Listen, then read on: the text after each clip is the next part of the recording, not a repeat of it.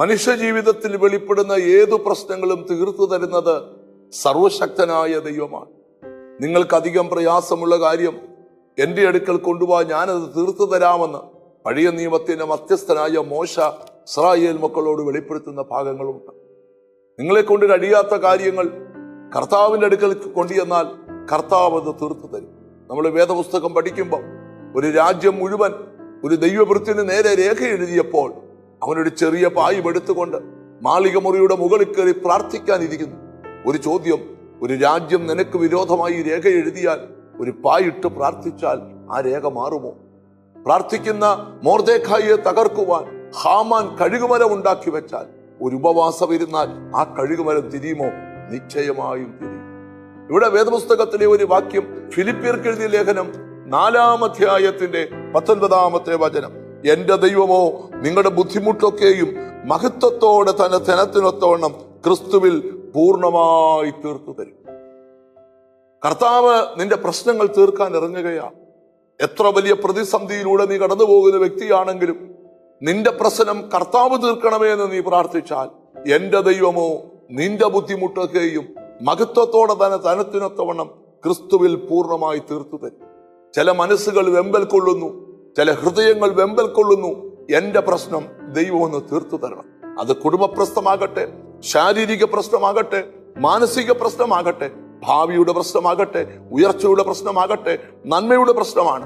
ആര് തീർക്കുമെന്ന് ചഞ്ചലപ്പെടണ്ട. പ്രാർത്ഥനയ്ക്ക് മുട്ടുകുത്തുവാൻ ഒരു പായും, ഉപവസിക്കുവാൻ ഒരു നല്ല മനസ്സും, കരയാൻ കണ്ണുനീരും, നിലവിളിക്കുവാൻ നീയും തയ്യാറാണെങ്കിൽ നിന്റെ പ്രശ്നം തീർക്കുവാൻ നീ ഇരിക്കുന്നിടത്ത് ഇറങ്ങി വരുന്നവനാണ് സർവശക്തനായ ദൈവം. ഇന്ന് ഈ മെസ്സേജ് കേട്ടുകൊണ്ടിരിക്കുമ്പോൾ ഒരിടത്തും തീരാത്ത പ്രശ്നം, ആരൊക്കെ വിചാരിച്ചിട്ടും തീരാത്ത പ്രശ്നം, ആരൊക്കെ തീരുമാനിച്ചിട്ട് പരിഹരിക്കാൻ കഴിയാത്ത പ്രശ്നം, ദൈവം ദൈവത്തിന്റെ നിലയിൽ നിന്നുകൊണ്ട് ആ പ്രശ്നത്തെ നിനക്ക് പരിഹരിച്ചു തരാൻ ആഗ്രഹിക്കുന്നു എന്നാണ് ഇന്നത്തെ സന്ദേശം. കർത്താവേ, എന്റെ കുഞ്ഞിന്റെ പ്രശ്നം, ഭാവി പ്രശ്നം, കുടുംബ പ്രശ്നം, കുടുംബജീവിതത്തിന്റെ പ്രശ്നം, നന്മയുടെ പ്രശ്നം, ഉയർച്ചയുടെ പ്രശ്നം, വാക്തത്വത്തിന്റെ പ്രശ്നം, മുന്നേറ്റത്തിന്റെ പ്രശ്നം എനിക്കൊന്ന് പരിഹരിച്ചു തരണമേ എന്ന് എത്ര പേർ ഹൃദയത്തിൽ പ്രാർത്ഥിക്കുന്നുണ്ട്. തടസ്സങ്ങൾ മാറി നിന്റെ പ്രശ്നങ്ങൾ പരിഹരിക്കാൻ ദൈവം ഇറങ്ങി വരികയാണ്. യഹൂദ ബാലന്മാരെ തീച്ചൂളയ്ക്ക് അകത്തേക്ക് പിടിച്ചിട്ട് ഒരു രാജ്യം മുഴുവൻ നോക്കി നിൽക്കുമ്പോൾ അവരുടെ പ്രശ്നം പരിഹരിക്കുവാൻ, രാജാവിന്റെ മുമ്പിൽ മാന്യത കൽപ്പിക്കുവാൻ ദൈവം ഇറങ്ങിവെന്ന ചരിത്രം ബൈബിളിലുണ്ട്. നമുക്ക് വിശ്വസിക്കാം, എന്റെ ദൈവമോ നിന്റെ ബുദ്ധിമുട്ടൊക്കെയും മഹത്വത്തോടെ തന്റെ ധനത്തിനൊത്തവണ്ണം ക്രിസ്തുവിൽ പൂർണ്ണമായി തീർത്തു തരും. കണ്ണുകൾ അടച്ച് പ്രാർത്ഥിക്കാം. ഞങ്ങളുടെ കർത്താവേ, പ്രശ്ന കലുഷിതമായ ഈ ലോകത്തിൽ ആർക്കും തീർക്കാൻ കഴിയാത്ത പ്രശ്നങ്ങളുമായി കോടതികളും പോലീസ് സ്റ്റേഷനുകളും അമ്മീൻ ദൈവത്തിന് സ്തോത്രം അമ്മീ പല നേതാക്കന്മാരെയും തപ്പി ലോകം ഓടിക്കൊണ്ടിരിക്കുമ്പോൾ ആർക്കും പരിഹരിക്കാൻ കഴിയാത്ത പ്രശ്നം ദൈവത്തിന് മുമ്പിൽ പരിഹരിക്കപ്പെടുവാം എന്ന് ദാമി ഞങ്ങൾക്ക് തന്ന ഉറപ്പിനായി സ്തോത്രം. എന്നോട് ചേർന്ന് പ്രാർത്ഥിക്കുന്ന മക്കൾക്ക് വേണ്ടി പ്രാർത്ഥിക്കുന്നു. അമ്മീൻ അവരുടെ ലൈഫിൽ ഉണ്ടാകുന്ന ബുദ്ധിമുട്ടുകളൊക്കെയും എന്റെ ദൈവം ഒന്ന് തീർത്തു കൊടുക്കണം. ഹല്ലേലൂയ.